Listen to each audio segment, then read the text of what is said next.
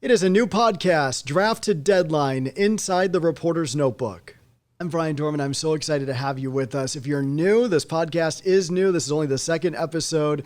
The goal of this podcast is to really take you inside the story, for you to be able to hear the whole thing. You know, on TV, we're limited by time. 3, 4, 5 minutes is what I get to tell a special project and a special interview. And this interview with Eric Ronigan certainly deserved more time than I was able to get on television. And I am really excited for you to be able to hear this interview today. Eric Ronigan is one of, if not the last person outside of the South Tower on September 11, 2001, just seconds before it collapsed. And I want you to hear now our full interview as he visited the Central Valley ahead of being a keynote speaker at a memorial service on this September 11th. So let's listen into this interview. On the backside, we'll chat about some of my takeaways. But for now, I want to jump right into the interview so you can hear the whole thing. You've done a lot of interviews. I've had the pleasure of watching several of them over the past couple of weeks. I'm curious, what is the number one question you get? Not infrequently, I'll be questioned, well, what have you learned? And my response to that is live each day as if it were your last. If you knew that today was your last day and you were going to die tonight at midnight, how would you like to be remembered? How would you treat your family, your colleagues, your friends? It'd be a lot different.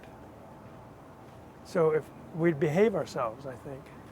So if we made that effort every day, our lives would improve exponentially.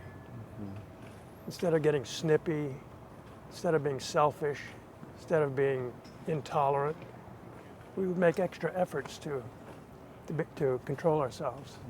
That's, I think, it's not everyone asks that question, but that's probably the most interesting one to me.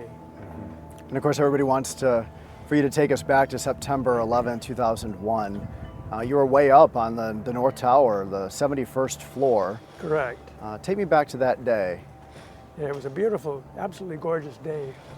Very much similar to today, and the temperature is very much similar, maybe a little cooler. On the 71st floor of the North Tower, my desk was on the south side of the North Tower, and I had a magnificent view of New York Harbor, which I enjoyed every morning. And this morning, 24 years ago, was a very special day for me. I'd been a consultant for 5 years, and this morning at 9 a.m., I was meeting with the executive director, which is the equivalent of a president of a corporation, and the director of security, to become an employee with all the benefits that entails. And today was a good day for me. And the time is 8:46. And the tower just exploded above my head. Twisted, jerked south, swang north, twisted south and centered. And the explosion was so loud, it was just indescribable. I thought I was going to be slingshot through the window, because I was on the window, and down 700 plus feet to the plaza level. That didn't happen. I kicked my chair out into the open area, and the thunderous, explosive sound, I knew the tower was coming down. And I bent over, just an automatic, and covered my head. And at the same time I said, stand up and die like a man. So I stood up, and I was still facing south, and at that time, huge red, orange, and yellow fireballs came whooshing, sizzling, crackling, exploded right outside those windows. And that all took place probably in the first 10 seconds after my immediate thought was that an airliner had somehow inexplicably flown into the top of those towers. Well, you thought that. I thought that. I did. And from all around the floor, which were about 1 acres of floors, there was yelling for everybody to evacuate the towers. Now, I had just finished a 20-ounce cup of coffee, and I knew it was going to be a long day. So I took care of business, came back to my desk. There was only one person left, which was a consultant, Whitney. And Whitney suggested, let's do a walk around before we go down the stairs. And we did, to make sure everybody was out, and we did that.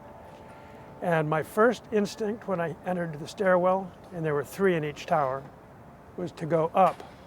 I knew someone needed help up above.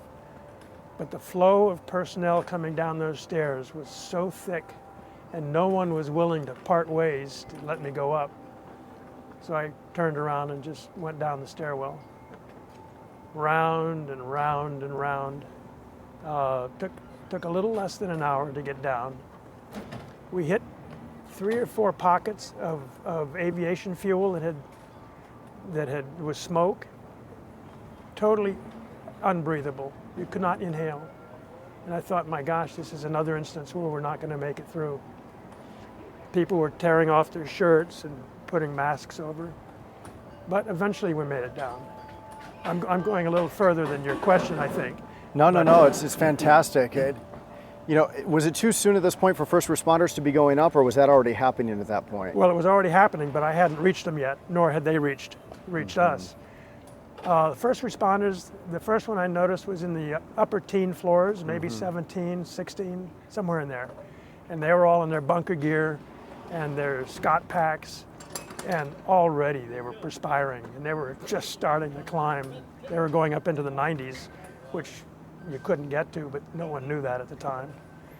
So I'd have to look back at a timeline, but I would imagine while you're making that 1 hour trip down the stairwell that the other plane has already hit the South Tower at that point. True. Yeah. Yeah, the other plane hit, but we didn't hear it. Yeah, so you had no idea at this point really the magnitude of what was going on. No, we did not. A woman said, another plane has hit the tower. She had those Walkmans or whatever, and I thought, oh, great. The news are capitalizing on whatever's happened. Well, that was the second plane coming into the South Tower, which I learned only later when I got outdoors. So you get down from the North Tower. Yes. And you're a free guy at this point, but you decide to do something that I think is incredibly heroic. You went over to the South Tower to see what kind of help you could give them. Walk me through that timeline from you going from the North Tower to the South Tower, and I understand you were unable to make it. Correct. When I finally exited onto the mezzanine level of the North Tower, that's one level above the lobby, I broke out of the line of security. All security were directing people to West Street, but I broke through the line and went over to the north side of the mezzanine to overlook the plaza level. And I put my toes right on the windows, and all you could see was carnage and debris, and what a mess. And right down here, there were bodies. And the more I looked, bodies, I thought, holy smokes. And my body's exhausted now from climbing down over 1,400 stairs. So then I went over to the east side, and looked out over the plaza. Same view, carnage and bodies. And I said, this was never in any of our scenarios after the 93 bombing of what their next attack would be.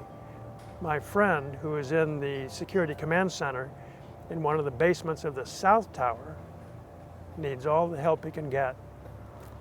So I went down the escalators to the lobby level, and the signage, huge signage, directional signage, was hanging on one chain, dangling, all of them.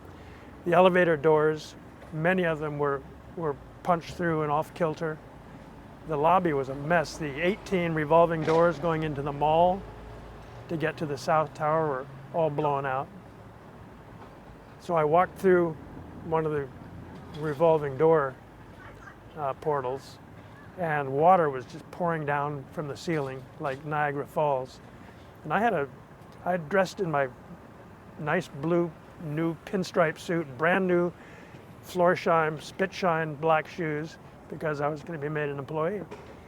And in the stairwells, because around the teen floors, very dark chocolate brown muddy water was oozing through the walls and cascading down the stairs. So I stopped and rolled my trouser legs all the way up to my thighs because I didn't want to dirty my suit. My shoes I couldn't do anything about. So I worked my way over to the south tower. The mall was dark except for emergency lighting, and the water was up to about our ankles. And I walked the 200 feet, and I'm going behind Ben and Jerry's to the stairwell that would take me into the basement. There were firefighters, there were police officers, all yelling at me to leave. Well, I wasn't taking no for an answer.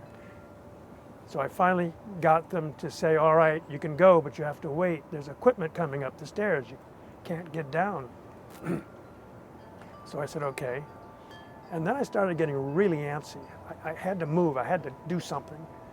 So I walked into the lobby of the South Tower. No lights, dangling signage. Some of the elevator doors were off kilter. Not a soul was around. And I thought, good Lord, it looked like New York had been evacuated 20 years ago. And I checked the three main areas of the lobby. And as I'm walking through that lobby, I could hear a low-throated, groaning, grinding, moaning sound somewhere within the bowels of the tower. I was too exhausted to consider what it was.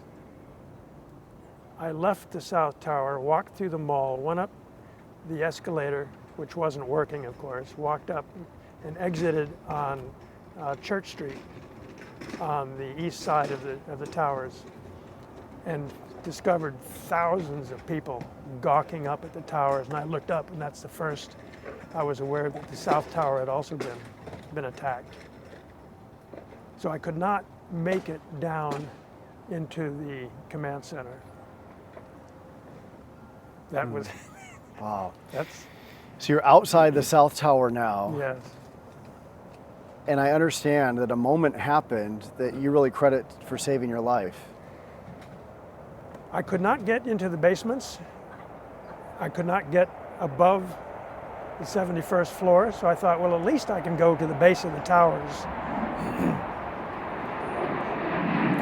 We got And we have a airspace training here, little though. competition. We're very we're very proud of the 144th Fighter Wing here in Fresno. And typically where there's one, there's two. So let's give it a second to see if a second one Well, that's fun. takes off behind it. Yep, see? Here it comes. When you live here long enough. Yeah. Well, the Air National Guard's over there. That's, yes. Yeah. Yeah, wonderful. We had that go off just for you. Well, I appreciate it. I'm an old military type myself. I want to go back on this though because Yes. it's too important to miss. And what I'm getting to is that internal voice that you heard. Yes. So when you stepped out of the South Tower, take me back to that moment for you. So I got out of the South Tower, went to the middle of Church Street, and turned around and looked. And both towers were engulfed in flames. And I said, that explains why the woman yelled, another plane has attacked the towers. But there were thousands of people, civilians. I'd learned later that all of Lower Manhattan, from the Bowery to Canal Street, had been evacuated, was being evacuated. That's millions of people. And many of them had stopped on Church Street and just stood outside looking up. And I thought to myself, well, I couldn't go up and I couldn't go down, so I'd go between the towers and help the people I saw if they were still helpable. And just as I'm about to go west, to get onto the plaza to walk between the towers, a little voice in my head said, walk east. It was a quiet little voice. There was no question but to obey it. My right foot came down. I did a military left flank, 180 degrees from west, and began walking east on Fulton Street teed to Church Street there. I got maybe a dozen paces, and the earthquake happened. And I thought, good Lord, we're going to all slide through into the subway system and lose our lives. Well, we didn't it didn't collapse, but I turned around and watched the South Tower come down. And for an instant, just an instant, there was that little fear. In the same instant, I said, where can you run to escape a quarter-mile-high building falling down on you? And I was totally at peace. And I just watched it come down. Now, at the same time, those thousands of people went into a panic, into a stampede. And for some reason, I knew you did not want to get caught in a stampede. So I matched my speed to their speed, worked my way to the south, and escaped the stampede and stood behind a column of the Millennium Hotel to let the stampede pass and the shrapnel go by. And I watched these thousands of people screaming and yelling and arms flailing, and high-heeled shoes and loafers are flying in the air. People were running out of their shoes, and at the same time stepping on the shrapnel and leaving splotches of blood. When the bulk of the panic had passed, I stepped out to walk west back to the towers. That voice said, walk east, which I did. And at the same time, I saw that 800-foot-high pyroclastic cloud-like come barreling down on us. And I was so exhausted. I said, I will never survive another one of these. But I turned around. I didn't run, but I could walk pretty fast. And I kept an eye on it. And just before it hit, I took a deep breath. And there was instant pitch blackness. All the screaming and yelling and shouting was over. It was total silence. And it was so dark, I'm still walking east. I put my hand up to my nose to see if I could see anything. I just felt my hand. I tried to protect myself by going into my suit. It was too late. And I walked east as far as I could until I had to take a breath. So now I'm inhaling all of this grit, this pulverized sheetrock, everything that was pulverized in those towers, as long as I could. And then finally my throat seized up, it was packed, my nostrils were packed, my eyelids were frozen open, ears clogged, and I kept on walking as far as I could go, and I finally couldn't walk another foot. And my knees started to collapse, and I said to myself, I'm really going to go this time. At the same time I said that, and my knees were starting to collapse, I saw a little fuzziness. It was a different vibration than the blackness of the pyroclastic cloud. I willed myself, stood up, turned, and just did this. And I was touching the shoulder of a man who was opening the back door of a delicatessen. And I followed him in, and the staff was handing out water and liquids. I took one, 2 gulps, cleared the throat, and I could breathe again. That was the beginning of my day on September 11th, 24 years ago.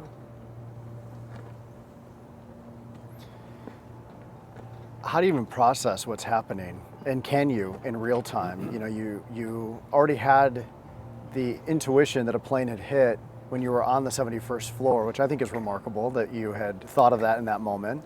A lot of things could have gone wrong or had happened 20 floors above you, and you had already put that together. You had heard on the way down a possible second airplane. When you came out of the South Tower, you could visually see that. Then the tower collapses. At what point can you wrap your head around what is happening? Does it appear to be an accident at that point? Do you have any idea that this would be something? Is it going through your head that this could be intentional? Do you even have time to process any of that, or you're just in survival mode and you're just trying to get away? Well, it was all overwhelming. Yeah. And I was, 57, 58, in the body, 1,400 plus stairs going down is not an easy climb. The first plane could have been an accident. The second plane, no way. Everyone knew immediately when that second plane hit that this was a terrorist attack. And then, of course, those people that had radios heard about the Pentagon later, and then later still, Shanksville, Pennsylvania. So it's taken me 24 years to recover from many of the side effects from that event. And I think most of them were as a result of inhaling all of that pulverized sheetrock, porcelain, everything it was just amazing. How has that affected your health over the years? I got a clean bill of health. I went and got the body examined, myself examined. They said, no, you're fine. So I'm still here 24 years later and feel perfectly fine. Physical health is good. Physical health is good. Mentally, I feel fine too. It took me a while. A number of very curious side effects as a result of that. The first 3 years, you and I couldn't have this conversation because I had no idea what you were saying for 3 years. I'd hear your first half of the sentence. I'd hear the second half of the sentence. I had no idea what the first half was. I'd go to meetings. I'd take a clipboard, an old military trick, clipboard, a pen. I didn't have to run anything, thank goodness.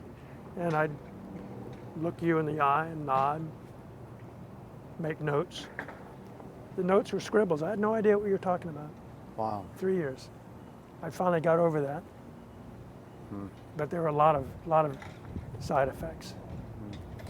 So many of us, of course, saw this play out live on television. Yes. I'm curious as to what it was like for you when you finally got to a TV and you were able to see the coverage like all of us saw it. Were you able to do it that day?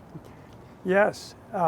Once that cloud cleared, I left the delicatessen, and I took a step out to go west, back to the towers, and for the third or fourth time, that voice told me to go east. I kept trying to go into harm's way, but that voice kept me pushing me out of harm's way. So I walked north a couple of miles. I had friends that had an apartment up in Midtown, and so I walked up, and just thousands of people were evacuating lower Manhattan. And the further I got away from the towers, I thought I was the only survivor from our unit. And then a woman that I knew came up and saw me, and she said, "Eric, do you know of anyone else that escaped?" I said, "No." It took an hour or so, and by now I'm so thirsty. I went into a little deli, and they had water all the way in the back. And I went back and got a bottle of water, came to the front, put it on the counter, and I'm in my suit. Look like the Pillsboro Doughboy, but I have no idea what I look like. I'm so exhausted. And the cashier said, "That'll be $1." Well, everyone in New York was giving away everything. Well, it took me a while before I realized I was on the Bowery, and the Bowery bums were plentiful, and I looked like any other bum. And I just had no control. I was doing this. I couldn't get into my pocket. I finally pulled out a dollar bill and put it on the counter, left, slumped down on the sidewalk, and just drank that bottle of water. People are walking by, offering help. People were giving me their cell phones so I could call home. None of the phones worked. And I finally got uptown, rang the doorbell, and the wife came down, Lee, and she took one look at me, down, up, and just burst out laughing. And it was contagious, and I laughed, and it broke the tension. I was invited up. They sat me down in front of their television. I couldn't take my eyes off what was happening. Couldn't believe those towers coming down, even though I'd seen the South Tower. It was just remarkable. Eric, where were you when the North Tower came down? Probably somewhere on the Bowery. Okay. A couple of news organizations stopped me and interviewed me, because lots of people were taking photographs with my trousers up to my thighs. So you didn't see the North Tower come down? I did not. I didn't even know it came down. Until later? I was walking north, and someone yelled out of their apartment window, "Did you know the North Tower came down?" I said, "No." And of course, that's catastrophic. That is your office on the 71st floor of the North Tower, and I understand you lost a lot of friends that day. I lost over 4 dozen. My best friend, plus a lot of friends and colleagues. Yes, yeah, their names are repeated every September 11th down at the World Trade Center site. I understand it's been a long time since you've watched coverage of 9/11. When you watch it, though, it's still surreal. yeah, I was going to say, I mean, do you feel disconnected from it? Does it feel like when you're watching it on television and seeing it come down, the towers collapse or the planes hit, versus being there, living it, surviving it, does it feel like it's the same event? Does it feel like there's a disconnect, almost like an out-of-body experience? How do you process that? It's both. It was an experience I lived through, and then when I see the newsreels. Because you can go back now and see that first plane hit, Yes. and then just immediately feel like that was you on the 71st floor in that Yes. office building, using the Yes. restroom real quick, checking to make sure that Yes. everyone is gone before you Yes. get down the stairwell. Yes. To see it visually happen, Yes. yet experience it too, Yeah. must be a remarkable feeling. Well, it is. And even though it was 24 years ago, when I talk about it like we are now, it's as if it happened yesterday. The past comes into the present. Memory is a fascinating faculty. Some of the details escape me. They're in there. I just can't recall them. But, and even today, from time to time, you'll hear my voice, which I try to control. It's a curious phenomenon for me. But I've made certain that I could drive through it so that the event would not control me. And it's taken me years to there's certain thunder, sounds like A, the plane hitting, and B, the South Tower collapsing. And all my life growing up, especially as a child, lightning and thunder, I'd run outdoors and get to the highest hill and stand and watch. After 9/11, I'd crawl under the bed, pull the covers over my head. I'm a grown man. But I've gotten over that. I still love thunder. I was taking the train, the Metro North, into Grand Central Terminal. I could not stand on the platform when the trains roared by. I had to go to the edge of the platform, turn around with my back to the tracks and hold on to the railing. And I would try to keep my emotions like, I did that day after week after month. And then I got so I could turn around and face the platform and hold on. Eventually I got so that I could move forward. So I didn't want to spend the rest of my life in fear of any of this. You've said in several interviews, and I thought it most notable that you said, I did not want the moment of September 11, 2001 to define the rest of my life. And you still have a lot of life to live beyond September 11th. How have you done that? Well, just in part by standing on that train platform and controlling myself. People gave the darndest excuses for why they weren't going to work. Not around Lower Manhattan. And I absolutely refuse to allow any of that to affect my behavior. It wasn't easy, but it's a determination to overcome adversity, because there are two choices. One, I can just collapse and people will have to help me, and I wasn't that kind of a person. Or I could take control and do everything I could to have self-control so that eventually I can come and assist others that need help. And that's given me a lot of opportunities in the last 24 years. Because you've known people that have essentially just allowed this to ruin the rest of their life. There are people that have just allowed it to happen. And I know one who is a very good friend of mine, a colleague, and it's too bad. And a number of us tried to convince him that he was not responsible for the death of his colleagues. He dispatched people to their posts in the security, and he refused to believe it. Eric, I do want to know how you do process this in the weeks, the months, even the immediate years that followed September 11th. How do you process it? How did you feel? I mean, did you feel moments of PTSD? You mentioned thunderstorms, thunder and lightning. Do you feel moments of survivor's guilt? Do you just feel like, wow, This is really a second chance. Thank God I'm still alive. All those feelings? Survivor's guilt. Pre 9/11, if someone talked to me about survivor's guilt, I would have been polite, but I wouldn't have believed them.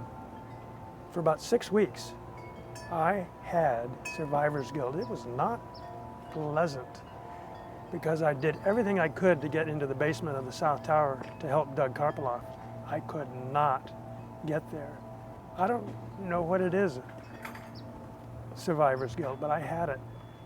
And I finally got rid of it after about 6 weeks. Very unpleasant. You just have to keep working.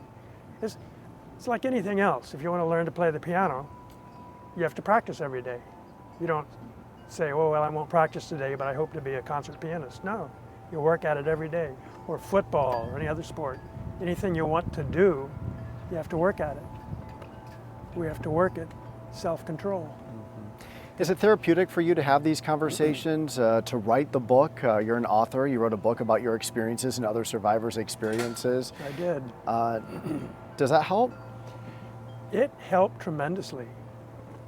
It was a number of months, maybe 3 or 4, and I was going down to the World Trade Center site frequently, even right afterwards. But as it began to get cleared up and visitors, tourists from all over the world would be coming down. And I finally decided to take a mental step forward and say, may I answer any of your questions? And they'd have questions and I could talk it out. And then if they asked if I was there that day, I would say yes, and they'd ask me for my story. And I found that extremely helpful, talking with people. And just what you and I are doing is very therapeutic. For some curious reason. September 11th, 2001 was a Tuesday. That Saturday evening, my wife and I went to friends' homes for dinner, and we went. And after we passed the time of day, and everyone's good conversationalists, it was dead silence. And they're looking at me, and my wife looks at them and says, he doesn't mind talking about it. There's one. Stand by for the second.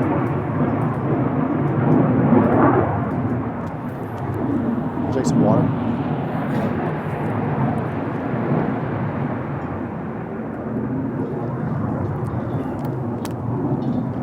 I missed that second part. There's a moment of silence at dinner. There's a moment of silence. This during the cocktail hour in the living room.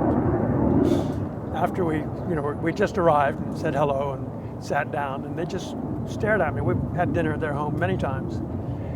It's total silence.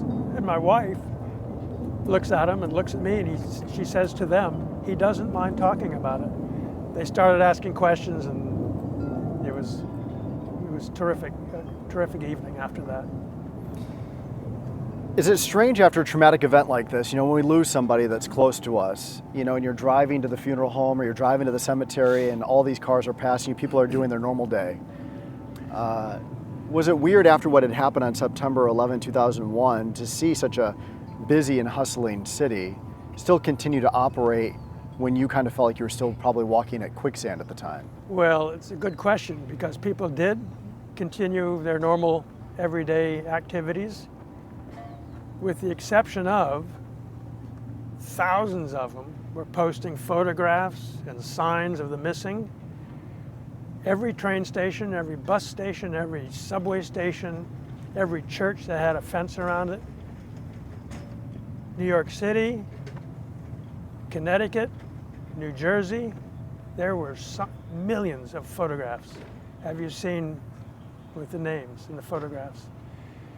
People had vigils and flowers everywhere. And you try to process it and it becomes normality, like anything else.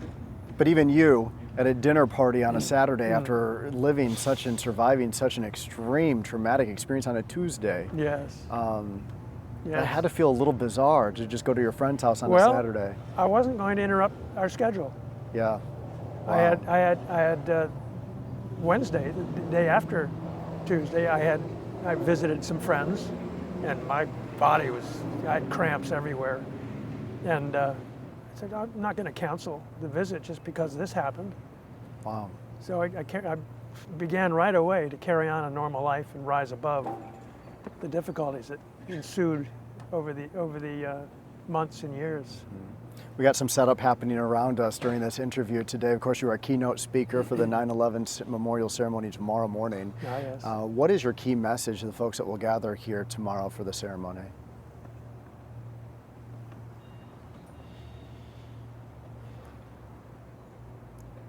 That's an interesting question. I don't have any preconceived key messages. I just intend to tell my story because that's what they want to hear, and maybe a little more detail, but not too much because there's a time limit. And then I'm going to close expressing all of our gratitude for all the first responders and the military personnel and all the prayers that were sent from millions of people to assist us in our safety and well-being. I want to give them acknowledgement. There was so much help given to everybody. So that'll be my closing for tomorrow morning. And the whole thing will last maybe 15 minutes. I don't have a message. And I wrote the book dispassionately on purpose to let the reader come to their own conclusions. I didn't want to put my own emotions in the book. And I'm amazed. And it was published in 2012. I'm amazed at the reviews. I'm not an author. I'm just a regular fella. You seem like the nicest guy. I find it especially cruel that you lost your wife so close to having survived 9/11. How do you spend most of your time now? Well, my wife and I had many friends, and of course, if you live long enough, your friends become widows and widowers. I spend a lot of time having breakfast and lunch and dinner, coffee, with a lot of our friends. And I'm in correspondence with my email will be full of messages when I get home on Saturday when I look at them, of people from all over the world wishing me well. It's been remarkable. I've kept myself busy.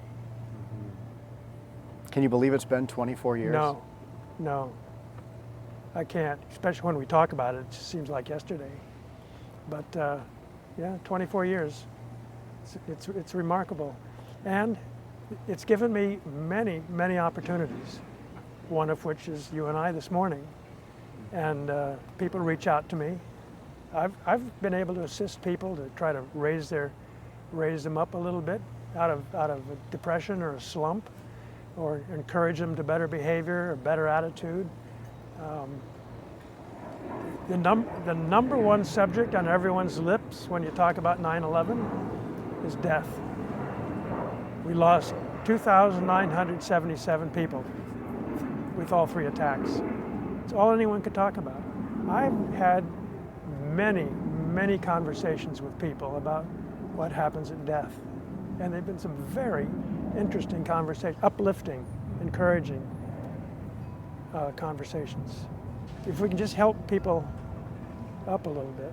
I think We it's talk so important. much about how many people lost their lives on September 11th, but there were many survivors too who are living very similar paths as you. Yes. That are Yes. processing it We had differently. about 25,000 escape the Twin Towers, plus or minus. It was a primary day, so many people were late to work, were voting. So there were fewer people in, but still it was tens of thousands were evacuating those towers.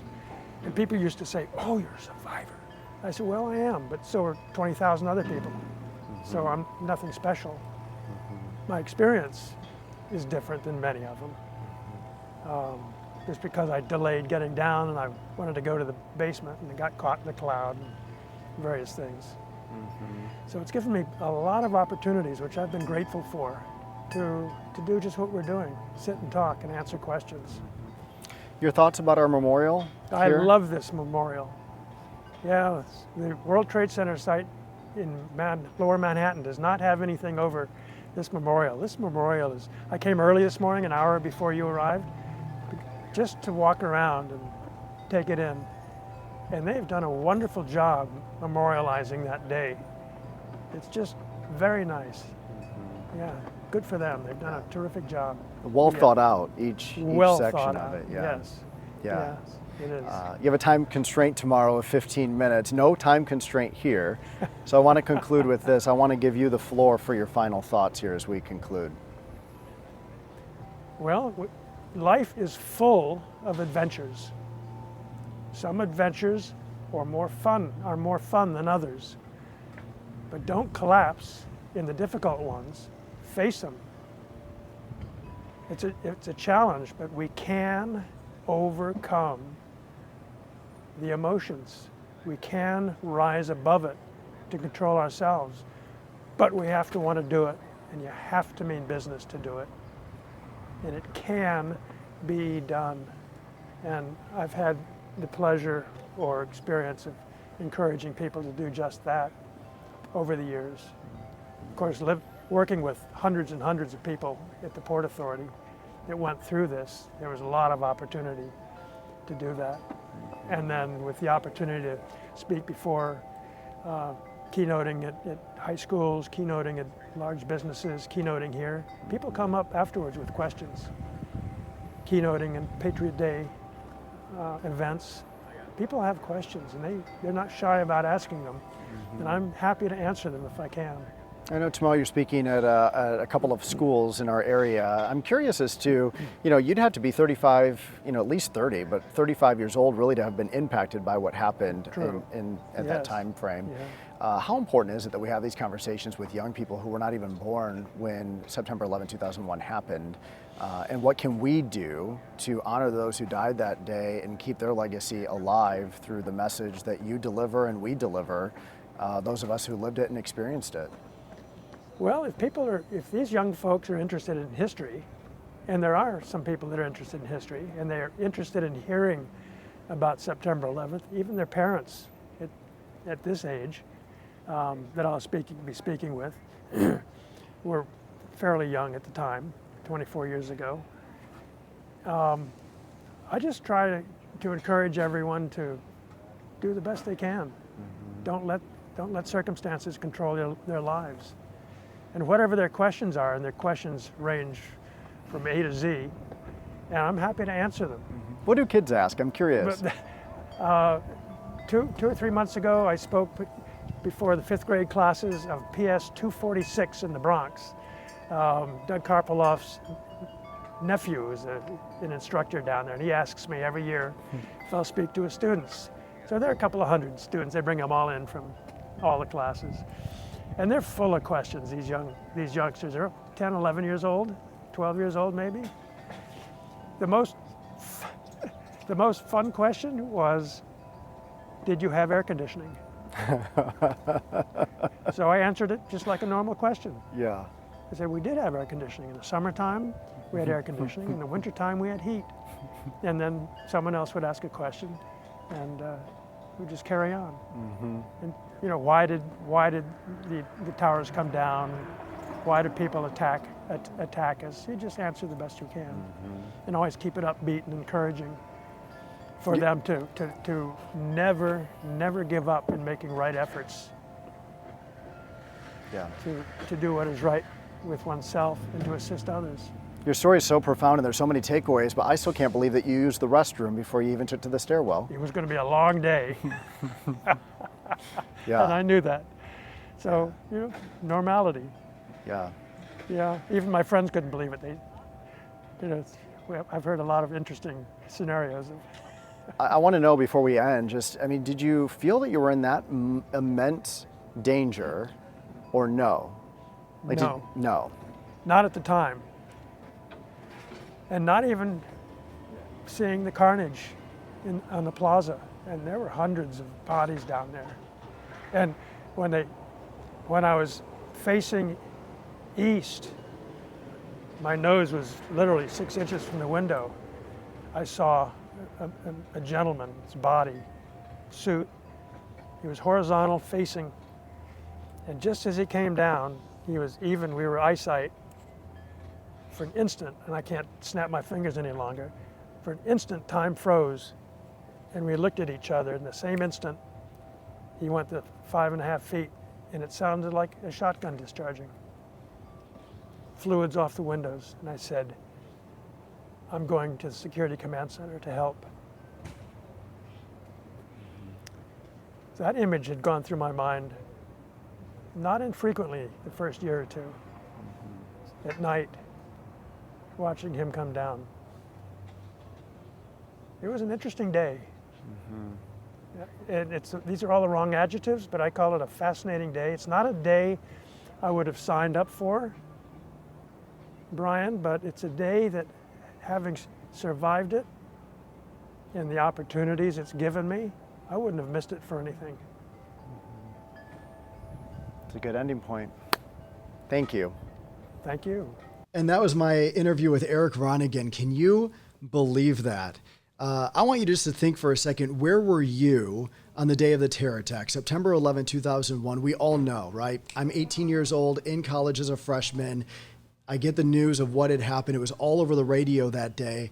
And that night, our local radio station in Detroit, U93, hosted a memorial service in a mall parking lot, and all of us had gathered. There were candles, and people were singing songs and crying and sharing stories and consoling one another. For me to be able to sit down with Eric felt like it was a once in a career opportunity to be able to, so many of us are so tied to the events of 9/11, and to be able to personally sit down with someone and talk to them about their experience. They were there. They were in the North and South Tower, and they survived. I couldn't even sleep the night before my interview with Eric. I was going through just what questions did I want to ask? What did I want him to be able to share? And what did I want to know? What was it like to be there, to survive? And all these years later, what is that experience still like 24 years later? I was just so moved by this interview and had such a great experience with him. And I hope that by hearing that full interview, you really appreciated just being able to hear Eric's full story and what it was like on September 11th, 2001, and be able to be one of the last people out of the South Tower right before it collapsed. It still just blows my mind. That interview I will remember for the rest of my career. We have more interviews that I'm really excited for you to hear as we continue this podcast, Draft to Deadline, Inside the Reporter's Notebook. Hope you're enjoying this podcast as much as we are bringing it to you, and I can't wait for the next episode.